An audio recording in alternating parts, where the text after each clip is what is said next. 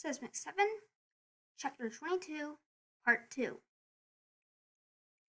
As I ask, looking around, squinting in the haze and smoke, I get my answer in the form of a definite roar.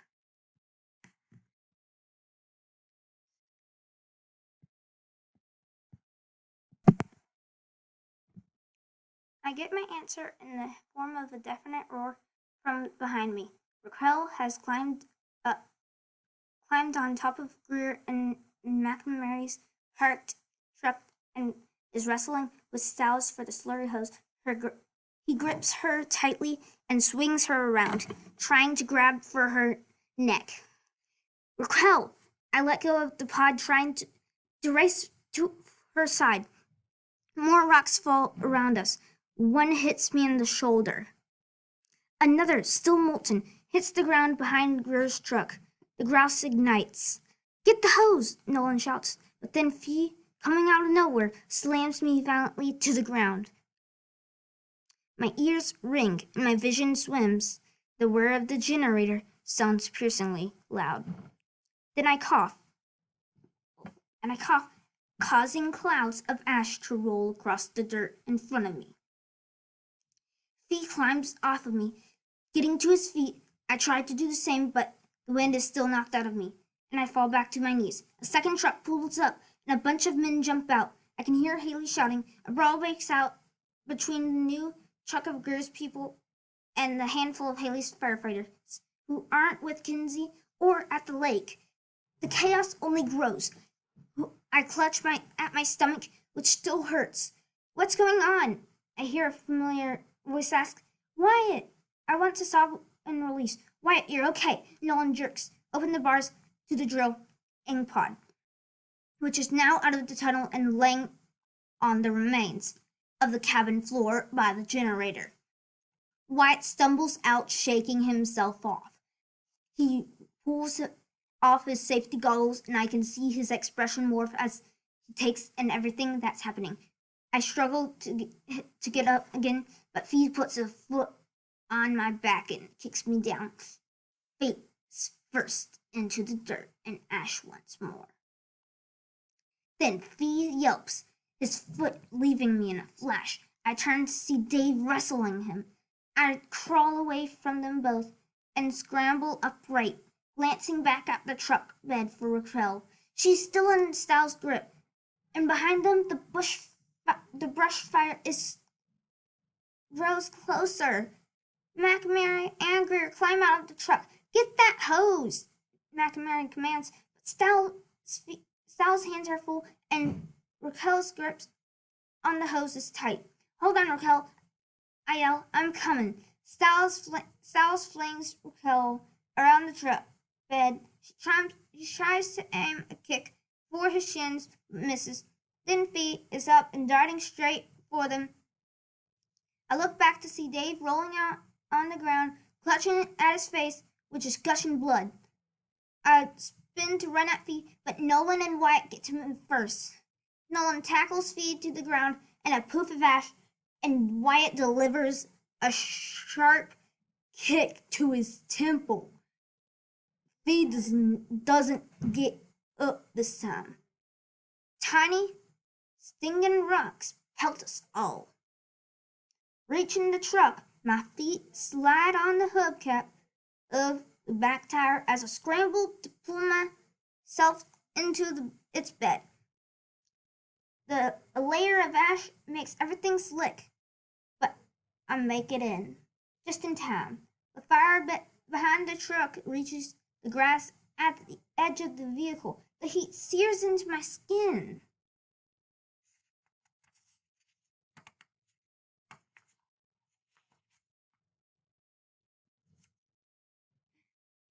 Planting with my feet firmly on the steel bed of the truck, I shove Styles with all my might, needing to get him away from Raquel.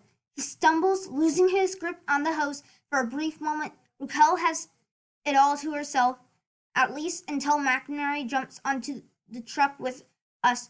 She grabs Raquel first, throwing her and the hose to the ground. Thankfully, over her side, where the fire has yet to reach, Styles slams his hand onto my shoulders and pushes me along the truck bed towards the flaming side. My boots slide on the metal. Hurry! Raquel screams, no! The hose! I yell. I can feel the heat radiating as Styles bends me backwards towards it. My knees begin to buckle. Everything is glowing. Sizzling pops and hisses taunt me. Don't let go of the hose.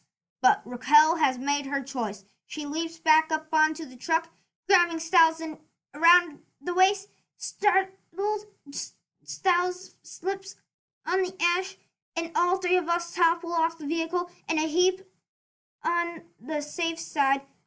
Everything hurts, but adrenaline keeps me going, and I scamper up, sweat slick on my palm. Styles tries to get up as well, but is having a lot more trouble than me. It's too late, McMurray yells. I'll turn. She has the hose, and she's on the truck, holding it out over the fire. Laura, get down from there. The truck is going to blow. Greer demands.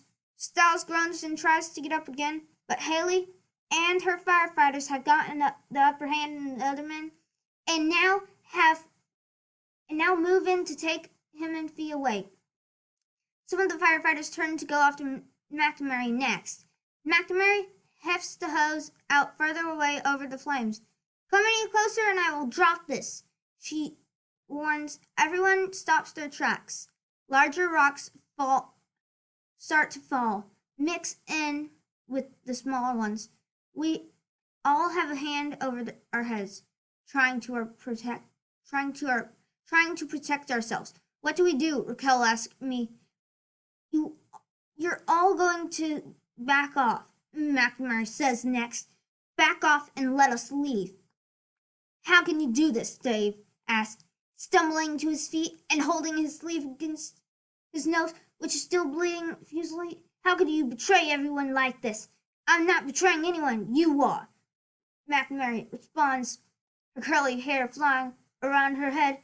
All of you. At this point, if you aren't actively working on taking out the human race, you are the problem. You can't mean that. Dave yells back, and still in disbelief. What about your pack? Wyatt picks up the unhooked cabling from the pod, which was bent to latch onto one of us so we can go back down the tunnel, but there's no use if we don't have the hose to take with us. He looks at me helplessly. Working at Yellowstone was just a means to end. McNamara replies, sweat glistens on her forehead. Now we're going to leave, and you're going to let us, or you're going to have to come up here and get me and Hope the gas tank, and this thing doesn't blow. When you do, poetic justice, if it does. Right, Samantha? She laughs at that, looking to Dr. Greer. Greer is as great as the ash around us. How did you get all these people to come help you? She asks us, her quiet tone in stark contrast to McNamara's. Nolan approaches us cautiously. I don't know, I say honestly. We just asked. Aunt Sam, Nolan says, putting a tentative hand over her shoulder. Please, Samantha. McNamara. McNamara calls, demanding her attention. Greer stares, demanding her attention. Greer stares around numbly at the never-growing crowds of people gathering. There are so many. Samantha, McNamara repeats herself, but Greer doesn't look at her. Nolan tugs at her shoulder. McNamara's eyes flash, reflecting the fire to her right. Fine, she declares, widening her stance and challenging everyone who around her. I don't need.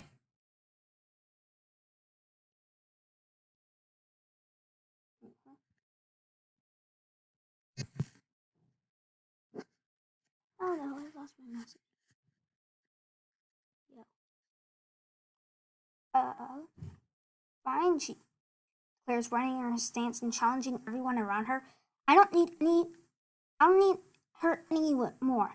Anyway, she goes to heat the hose into the fire, but then something catches my attention in the window of her truck. Two somethings. Nolan, I gasp. Buggy? Baxter? What? McNamara looks down at her feet as if the ferrets could be up there on the truck bed with her. Nolan cries out. Nolan cries out, letting go of his aunt. Buggy, Baxter! He whistles for them, and they hop out of the open driver's door. Buggy's dragged by a bag of beef jerky with him, and a hard-won prize they must have been hiding in there the entire time. It's all in the distraction we need. Raquel runs straight at Dr. Greer. Wyatt darts forward, snatches at the hose. McNamara has dangling over the side of the truck. I take the cabling. Wyatt wrapped it around myself like a harness, and if we get that hose back, even for a moment, I'm not wasting our chance. No, McNamara shouts like a tug of war with Wyatt over the hose. A firefighter joins Raquel and hauling Dr. Greer away. She doesn't fight them, but she just turns her head in all directions, lost and broke. Where are you all just trying to save our planet from climate change? She asked, her eyes haunted. Environmental destruction, pollution. Why now? Why this? Samantha! McNamara yells, stomping her foot. She yanks the hose from Wyatt. She falls backward from the force. A firefighter moves back to go toward to go towards to go after her in the hose. But Haley shouts at him for him to stay away. She actually shouts for everyone to stay away, to get back from the ticking time bomb truck. But most of us ignore her. The ground shakes again under our feet, and in the distance, I can see the eruption send out its high spurts of lava rockets. Yet it's getting worse by the moment. How did you do it? Greer asked me. Her captors are forced to stop, regain their footing. Nolan is with them, his ferrets back in his sweatshirt pocket. How did you get them all to come? I shake my head. I don't know. Honestly say, once again, I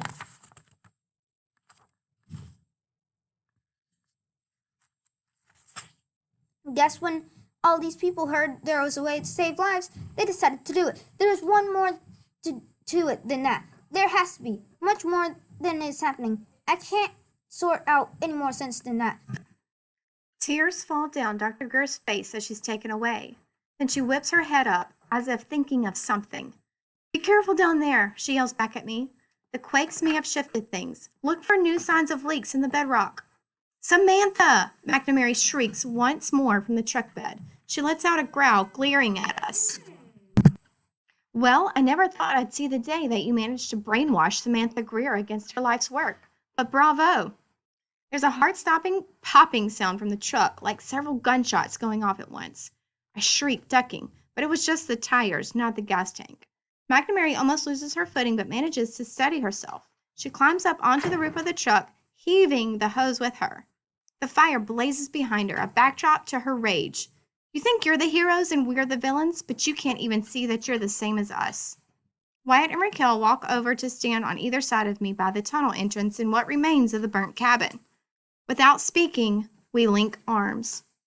We're completely different than you, I retort, my harness shaking around me. You say you want to save the world, but you're not. You're killing it. Look at what you've done to Yellowstone. McNamara gestures out at the landscape.